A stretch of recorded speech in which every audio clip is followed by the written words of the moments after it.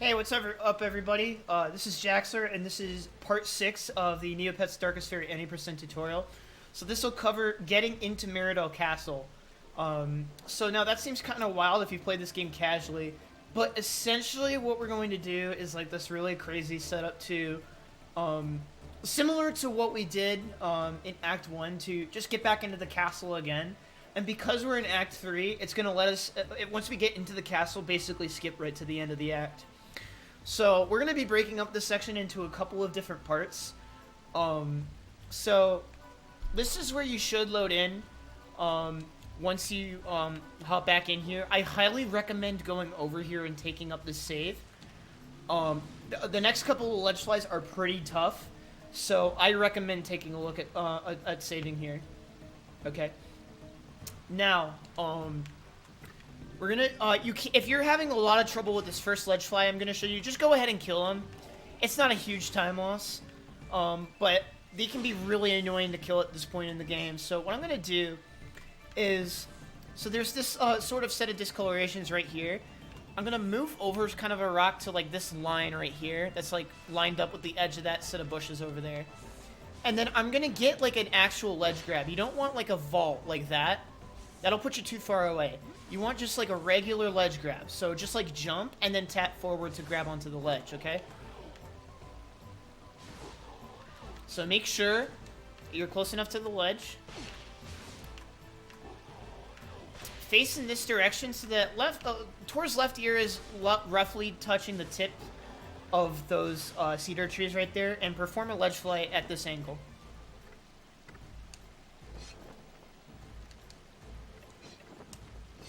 Now, when Tor's looking at those enemies, it can kind of cause some issues, but as long as you get a ledge fly from that ledge, it should be fine. Now, keep in mind, if they damage you, obviously you'll cancel your ledge fly, so be a little bit careful. Well, not be a little bit careful, just don't get hit forehead. Okay. So try that setup again. Alright, that looks good. So you should soar through the wall. And then hit square, and you should fall into like this weird abyss, okay? Now you're gonna kind of navigate around the edge of this. Oh, that's the wrong way. Okay. Where the heck am I? Okay, now I know where I am. All right. So you'll land in this water. Don't worry about it. It's not gonna like kill you or anything. Most likely you'll end up like in here, or like somewhere over here. So what you're gonna do is you're gonna look for this like area where I'm at right now, and look for this bit of land right here, okay? Once you get here, you can eventually keep holding right and keep jumping, and you'll grab this ledge right here. Now, depending, if you get a low angle ledge fly, which is optimal, you can actually just land straight up in this segment right here. But this is where you wanna go.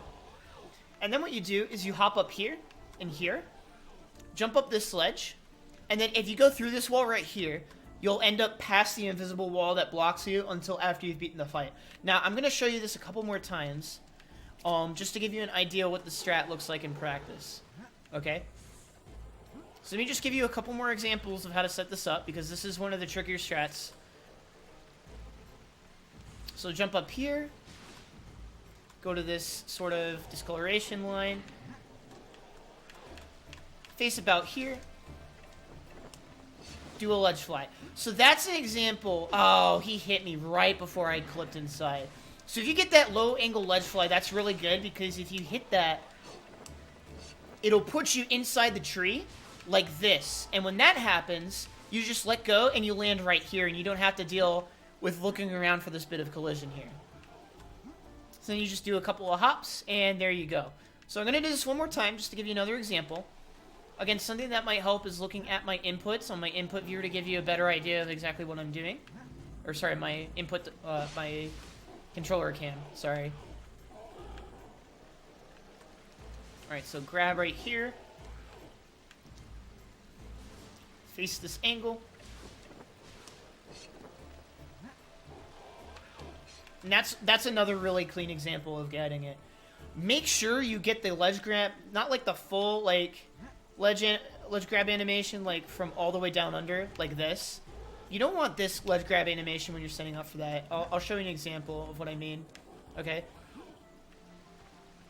So you don't want a ledge grab that looks like this, where Tor fully extends his arms and fully pulls up. Right? You don't want that for this setup. Oh, I died. Okay, I'm going to... Ooh, this is most unusual. I'm going to load a save. And this is why you want to have a save here. Because Tor can just die. Alright.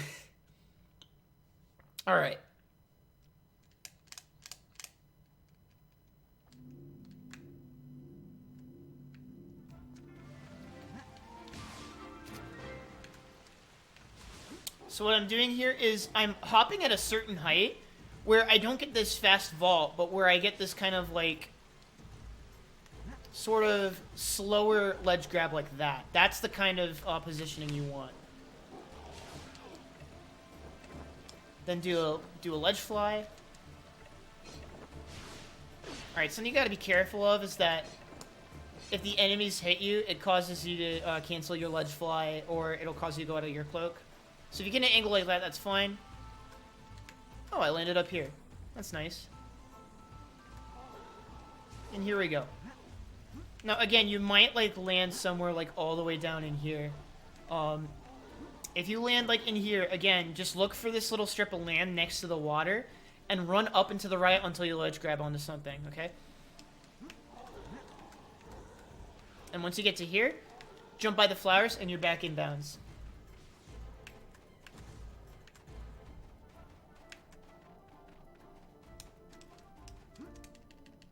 Text box right here. Alright, so getting across this bridge is a bit tricky. So I'm going to show you a couple of different methods to do this, and then I'm going to let you pick what you find the easiest, okay? So the basic option here is the ledge fly option. So there's a bit of a plank of wood right here that you can fall down and get a full extension ledge climb off of. Hit L2, turn around, and you want to do a ledge fly parallel. So face this direction, just face straight towards the bridge, and do a ledge fly. Alright, that happens sometimes. Because video game bad.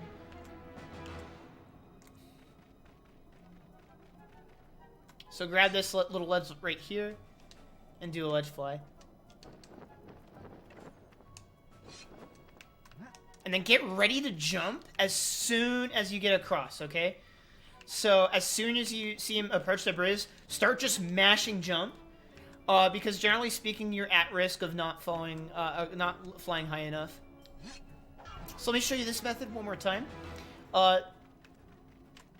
This one can be a little bit tricky to set up and can be a little slow sometimes. But it's generally rather consistent. Sometimes what sucks, though, is you'll get the ledge fly, and then, like, for whatever reason, the game will just let you not jump up the bridge. So that's what that should look like. So there's a couple other different places you could ledge fly off this bridge. You can go right here, for example. Get a ledge grab. The problem, though, is that you can just fall right off that ledge. So what you can do is just sort of inch your way up to the edge of it and go for a ledge fly. The game lags here a lot, by the way. Don't worry about, like, freezes and stuff here. So you can get a ledge fly like that, and you might find that setup a little easier. And you can also do it from the left side as well, if I remember correctly. Okay. No, you can't do it from the left side. Never mind. Alright. Now, the other way that you can get across the bridge, if you're having trouble with either of these ledge flies, and you want to try something a little bit faster, is something called a mega jump. Now, I'm going to go over here to kind of explain how mega jumps work. Okay, so during a mega jump, you have to make sure that you're holding down L2. Okay? So, what you're going to do here, I'll demonstrate what a mega jump looks like, and then I'll explain the inputs.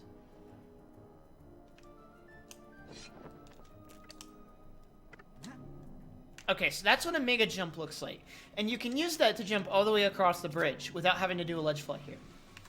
Now, the way that you do this looks like this. So what you do is you equip the cloak, is you hold down L2, R1, so that's holding down combat strafe and run, and then you hit circle again to get rid of your cloak, and then, unlike a ledge fly, you hold forward, and instead of just hitting X, you hit X and select at the same time. So you see how I'm kind of curling my index finger over the D-pad to reach the select button? It's a little bit hard on your left hand. It can be a little bit awkward to get used to. But that's essentially what I'm doing. So the way that this works is, again, when you uncloak, look at my FPS count, it like drops super low. So essentially what you're doing is you're jumping and then pause buffering, and then as soon as you let go, as soon as you quit out the menu, you do another jump input, and that stacks the momentum of 2 jump inputs together and lets you get an absurd amount of height. So here's what I'll do, okay? I hit circle, hold forward during the white flash. Alright, I screwed that one up. Alright, L2, R1, circle forward, X and select. And you'll see, if you got this correct, you'll see Tor kind of move forward a little bit during here. So make sure you're holding forward, keep holding L2 and R1. And then you're going to immediately hit triangle and then X. Okay? So, you don't want to hold on to the menu there. You want to do this in kind of one quick motion. Okay?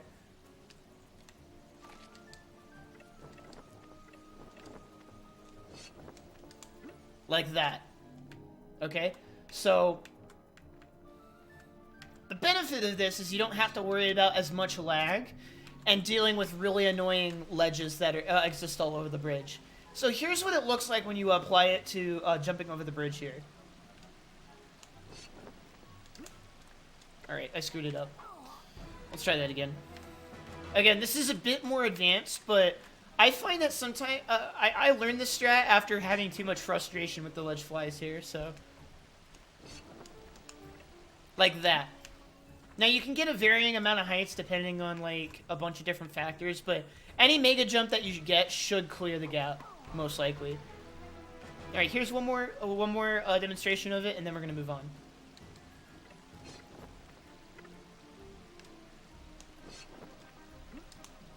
There you go. And that should clear you over the gap. Okay. So now we're going to be heading back down this path. So essentially, we're going to do the same essential trick that we did much earlier on. Might not be a bad idea. Well, let's not pop a Mirka speed potion here. Let's not be crazy. So we're essentially going to be going back to that same spot where we ledge flied during Act 1 to get out of bounds by Shadow Glen. So follow with me again here. We're just going to take a similar path. You don't have to do the route between the rocks and stuff this time around because enemies are already kind of loaded in anyway. So you're just going to head this way, back to that same spot. There may be enemies here that you have to deal with. Again, if you have to kill enemies here, make sure you take off your supernova mode, okay? So ledge fly here works just as before. Yoink.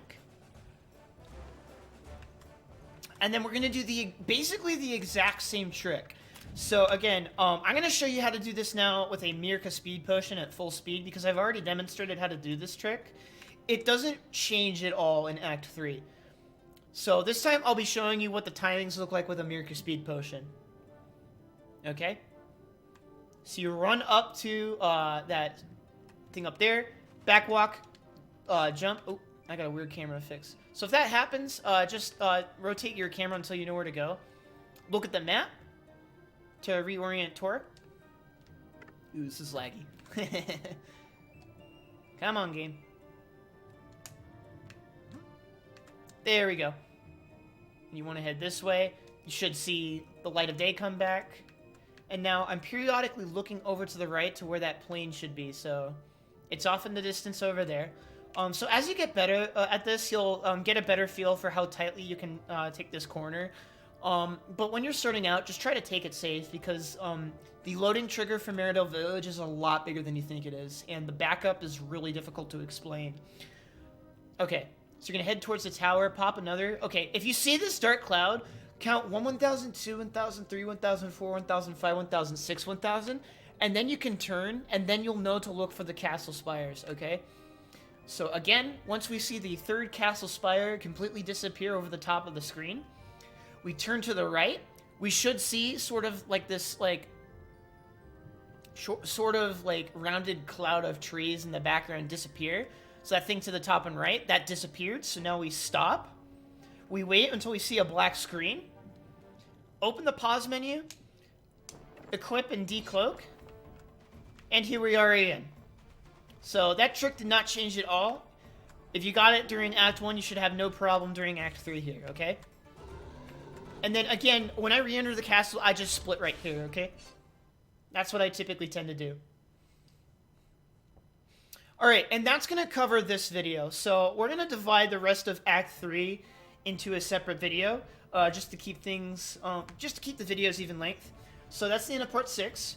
Again, if you have any questions, and if I went too fast or you need a deeper explanation on something, feel free to leave me a YouTube comment.